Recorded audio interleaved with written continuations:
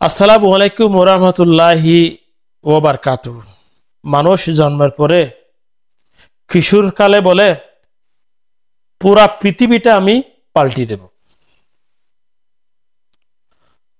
যৌবন কালে বলে পুরা আমি দেশটাই পাল্টিয়ে দেব, ওটাও পারে না।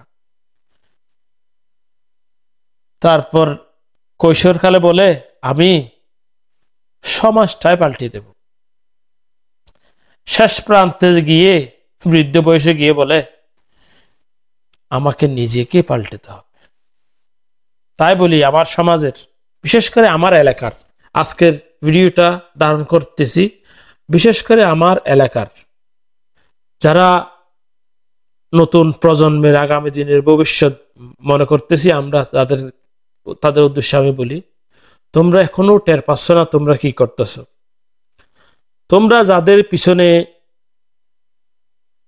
গিয়ে সন্ত্রাসী বিভিন্ন অপকর্ম যা করতেছ তা প্রতিঘাত তার কোথায় গিয়ে যে দাঁড়াতেছে তা তোমরা বুঝতেছ না।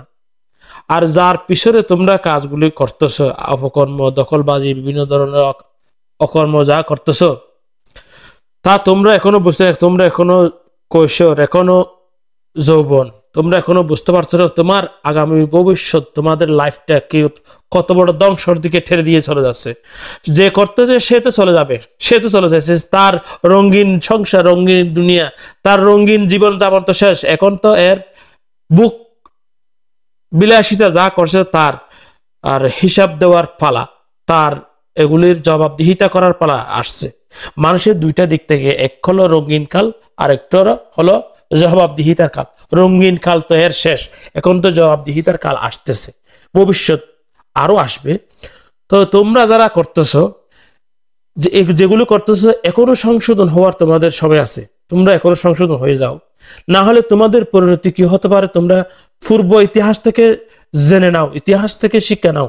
তোমাদের দাদা, তোমাদের জ্যাঠা, তোমাদের চাচা, তোমাদের খালা, তোমাদের নানু, তোমাদের দাদু, এদের পিছনে তোমরা কি করতেছো এর চাইতে দ্বিগুণ মানুষ। তোমরা তো এখনো পর্যন্ত এদের কথা শুনে মানুষ তো এখনো মানুষকে লাঞ্ছিত করতেছো, মানুষ খুন করো নাই। তোমার চাচা যারা যারা কেস চলে গেছে, যারা দাদা গেছে, নানারা মারা গেছে, তাদের কাছ থেকে জিজ্ঞেস করে এদের কথাই হেরা মানুষ পর্যন্ত খুন করছে, হাজার হাজার শত শত মানুষ খুন করছে। কিন্তু এদের পরিণতি কি হয়েছে, কি পাইছে এরা কি জানো? এরা টাকার পর্যন্ত রাস্তা বিড়াও পর্যন্ত পায় নাই, ভালো করে মরার সময় ফাটিয়া পর্যন্ত পায় নাই। কেন পায় নাই? কেন হয় নাই? একটু কি চিন্তা করে যে বুঝতে পারো? তোমাদেরকে ব্যবহার করে এরা সবকিছু করবে, কিন্তু তোমাদেরকে শেষ পর্যন্ত আগলিয়ে তোমাদেরকে রাখবে কয় বছর? তোমাদেরকে 5 বছর, 2 বছর, 3 বছর। আর যাদের সাথে দখলবাজি করতেছো তাদের জায়গা জমি না হইব, তোমরা এদেরকে জায়গা জমি থেকে পাশে যেতে না যেতে কতদিন বাধা দিতে পারবে? কতদিন? 1 বছর, 2 বছর, 6 মাস, 3 মাস, 2 মাস, এরকম। যার কাগজপত্র জমিন সে তো নিয়ে যাবে, যার জায়গা জমি সে নিয়ে যাবে। আর তোমরা মধ্যখানে, তোমরা এদিকেও দুশ্মন এদিকে দুশ্মন, সে যার যার জন্য তোমরা ব্যবহার আছো সে কোথায় কোন থেকে কোথায় চলে যাবে তোমরা টেরও পাবে না।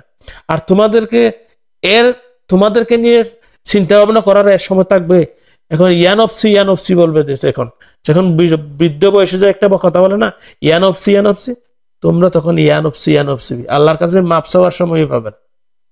আমি যেটা বললাম সেটা মনোযোগ দিয়ে শোনো ভাই, ব্রাদার, যারা আত্মীয় স্বজন যারা আছো, তোমরা ভবিষ্যৎ অন্ধকারে ঠেলে দিও না। তোমাদের অনেক ভবিষ্যৎ, অনেক জীবন পড়ে আছে তোমাদের। এখন তোমরা যদি মাটি আছে না, কাদা মাটির মতো, তোমরা কাদা মাটিকে যেদিকে দিবা, যেভাবে করবা, ঠিক তোমাদের জীবনটা, লাইফটা তোমাদের এইভাবে সুন্দর হবে। তোমরা এই ব্যবস্থায় তোমরা যদি রসানলের ডলে গিয়ে তোমরা যদি লাইফটা ধ্বংস করো, তাহলে সেটা তোমাদের লাইফ তোমরা ধ্বংস করতেছ। আর একটা কথা আছে তার সাথে, সঙ্গ দোষটা, মানুষের সঙ্গ দোষটা এমন ক্ষতি করে। তুমি যদি 10 জন লোকের, বেকার লোকের সাথে চলাফেরা করো, 10 জনের মধ্যে 11 জনের নাম্বারে 11 নাম্বারে তোমার নামটা লেখা আসবে। আর তুমি যদি সুন্দর সুস্থ মন মানসিকতার মানুষের সাথে চলাফেরা করো, তাহলে 10 জনের মধ্যে 11 নম্বর সুন্দর মনের মানুষ, সুন্দর সুসচেতন মানুষের খাতায় তোমার নাম আসবে। সেটা হলো সঙ্গ। কারণ সঙ্গ দোষটা আরেকজনের, আমার সঙ্গীটা যেটা করবে আমিও সেটা করবো, সেটা ফলো করে আমার এখন না, বাঙালিদের সেটা আদি জীবন থেকে সেটা করে আসছে। সবসময় সঙ্গ যেটা করবে, আমার সঙ্গীটা যেভাবে করবে ঠিক ওকে ফলো করে, এটা নিয়ম। তো সঙ্গ দোষে তোমরা যা করতেছো সেগুলো পরিহার করার চেষ্টা করো, এখনো সময় আছে। সবাই ভালো থাকো, সুস্থ থাকো। আজকের মতো এখানে বিদায়।